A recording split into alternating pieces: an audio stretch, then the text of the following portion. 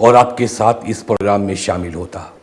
میں جسمانی طور پر بھلے اس پروگرام کا حصہ نہیں، لیکن میری روح اس پروگرام میں شامل ہے، ٹھیک ویسے ہی جیسے آپ اس وقت مجھے دیکھ رہے ہیں اور مجھے سن رہے ہیں۔ میری خواہش تھی کہ میں بلند اقبال کو ان کی خوبصورت کتاب کے لیے روبرو گلے ملتے ہوئے مبارکباد دیتا۔ دوستو، کچھ رسمیں اتنی خاموشی سے نبھائی جاتی ہیں کہ ان کے لیے گواہ صرف وقت ہوتا ہے۔ اور آپ دیکھیے، میں بلند سے گلے بھی ملا، مصافحہ بھی کیا اور کتاب کے لیے مبارکباد بھی دی۔ یہ ہماری زبان ہے جو ہمیں ایک دوسرے سے جوڑتی ہے۔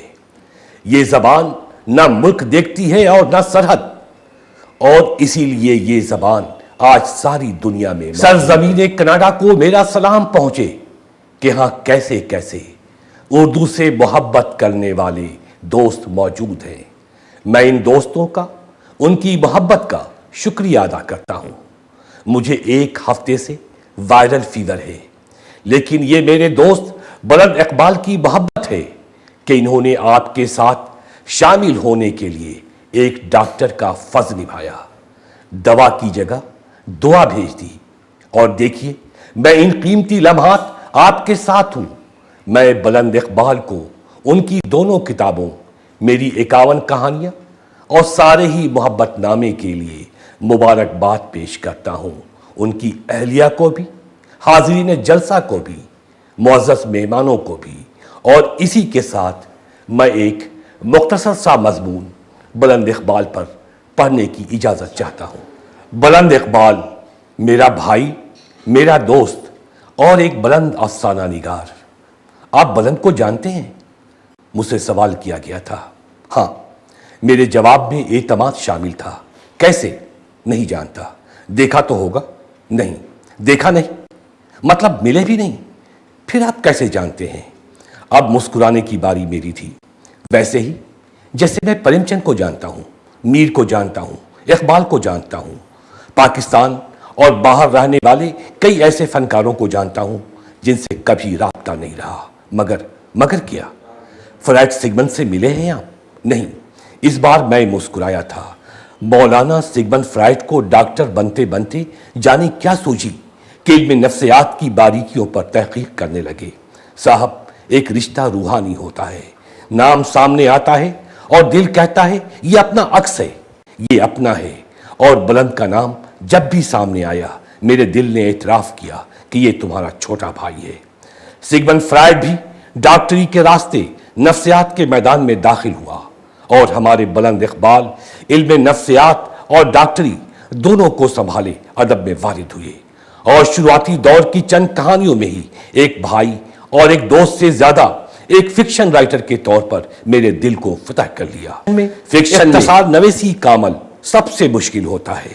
منٹو کا کمال یہی تھا کہ وہ اپنی مختصر کہانیوں کے حوالے سے قاری کے دل پر ایسی ضرب لگانے میں کامیاب ہوتا کہ قاری خواہش کے باوجود اس کے سحر سے باہر نہیں نکل پاتا تھا۔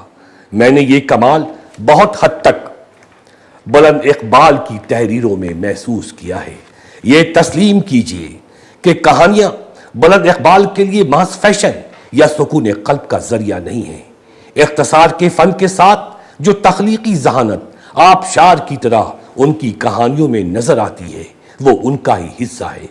عرصہ پہلے سومرسیٹ مام نے مشہور مصور پال گوگا کو سامنے رکھ کر ایک ناول تخلیق کیا، مون ان دا سکس پینس۔ پال گوگا ایک باغی تھا، اخلاقیات نام کی کوئی چیز اس کے حصے میں نہیں تھی، اور وہ کہا کرتا تھا کہ فنکار اپنے فن یا محبت میں کسی ایک سے ہی محبت کر سکتا ہے۔ یہ جملہ مجھے یاد رہا تھا۔ اپنے ہزاروں اور ایسے ہزاروں نام مجھے یاد آئے تھے جو قلم یا فن کی اور وہ کہا کرتا تھا کہ فنکار اپنے فن یا محبت میں کسی ایک سے ہی محبت کر سکتا ہے۔ یہ جملہ مجھے یاد رہا تھا، اور ایسے ہزاروں نام مجھے یاد آ گئے جو قلم یا فن کی محبت میں آج بڑے نام کی حیثیت سے یاد تو کیے جاتے ہیں، لیکن جو گھر سے محبت نہیں کر سکے۔ یا اپنے گھر کی ذمہ داری نبھانے میں پوری طرح ناکام رہے، یہاں بھی بلند اقبال اپنے کردار کے غازی کے طور پر سامنے آئے۔ ڈاکٹری وہ پیشہ جس سے انہوں نے بے پناہ محبت کی، ہر گھرانہ جس پر وہ جان دیتے ہیں، اور ادب ان کی سرشت ان کے خون کے ذرے ذرے میں شامل ہے۔ سومرسیٹ مام ہیمنگوے سے وہان پامک تک نہ صرف یہ زمانہ یا عہد بدلا ہے، بلکہ ادب کا تصور اور فلسفے بھی بدلے ہیں۔ تہذیب کی نئی روشنی میں بلند کی شخصیت مجھے ایک ایسی متوازن شخصیت معلوم ہوتی ہے جہاں گھر، پیشہ اور ادب سب کے لیے اس نے مخصوص خانے بنا رکھے ہیں، اور عمدہ بات یہ ہے کہ وہ نبھانا جانتا ہے۔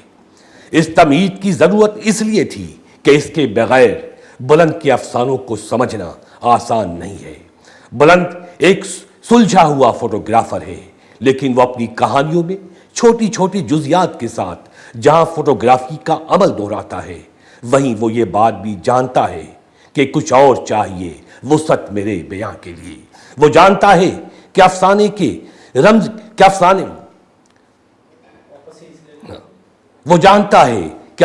کے رمز نئی ڈسکوری میں پوشیدہ ہیں۔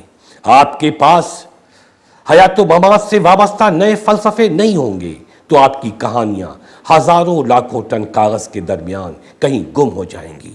وہ اپنا فلسفہ تراشتا ہے، زندگی کو اپنی آنکھوں سے دیکھتا ہے، اشتراکیت اور جدیدیت سے الگ اپنی راہ بناتا ہے، اور کسی حد تک یہ کہا جا سکتا ہے کہ بلند کے پاس اگر کوئی عزم یا راستہ ہے تو وہ انسانی زاویہ ہے۔ وہ ہر کہانی میں اپنے انسانی زاویے کو برتنے کی کوشش کرتا ہے۔ سن 2012 کے آتے آتے یہ دنیا ایک ایسے ایکسپلوژن پوائنٹ تک پہنچ چکی ہے جب تیسری جنگ عظیم کا خطرہ سر اٹھانے لگا ہے۔ تہذیبوں کا تصادم جاری ہے، ایک طرف سائنس کی ریس ہے اور دوسری طرف دہشت پسندی۔ اس ریس میں انسان کہیں گم ہو گیا ہے۔ بلند اپنی بلند بانگ کہانیوں میں صدی کے نوحہ اور تعبیر و تصریح سے گزرتے ہوئے اس انسان کو تلاش کر لیتے ہیں جو کبھی میکسم گورکی کی کہانیوں میں نظر آیا کرتا تھا۔ تیز بارش، ڈھول پیٹتے ہنگامہ کرتے ہوئے مزدور، اور ایک مزدور عورت کے ہاں اس قدرتی آفات کے درمیان بچہ ہونے والا ہے، اور پھر بچے کی چیخ ابھرتی ہے اور مزدور ناچنے گانے میں مصروف ہو جاتے ہیں۔ تیز آندھی اور بارش کے درمیان بچے کی ولادت نئے انسان کی علامت بن جاتی ہے، اور یہ نیا انسان بلند اقبال کی اکثر و بیشتر کہانیوں میں جب اپنی مضبوطی کے ساتھ دکھائی دیتا ہے تو بلند کو سیلیوٹ کرنے کو دل چاہتا ہے۔ وہ ہمیشہ کی طرح زندگی کا نیا فلسفہ سامنے رکھتا ہے اور حیران کر جاتا ہے۔ بلند اقبال کی کہانیوں میں ایک نئی دنیا آباد ہے، اور یہ کہانیاں پہلی قرت میں اپنے مفہوم کو واضح نہیں کرتی۔ ہاں، دوسری قرت میں جب یہ کہانی طلسم ہوش ربا سے باہر آتی ہے تو زندگی کے کسی نئے فلسفے کو جاننے جیسی حیرت ہمارے پاس ہوتی ہے، اور ہم اس کی تحریر سے وقتی طور پر زخمی بھی ہوتے ہیں، پھر اچھے انسان کی طرح دھند میں راستہ بھی دکھائی دیتا ہے، اور یہی بلند اقبال کا کمال ہے۔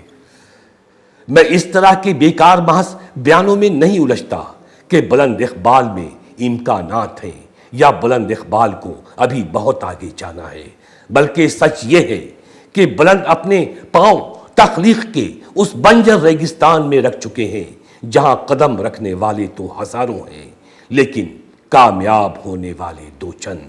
بلند ان لوگوں میں شامل ہیں جو قلم کی ذمہ داری کو نہ صرف محسوس کرتے ہیں بلکہ یہ بھی جانتے ہیں کہ کہانی لکھنے کا ایک انٹرنیشنل فریم ورک بھی ہے۔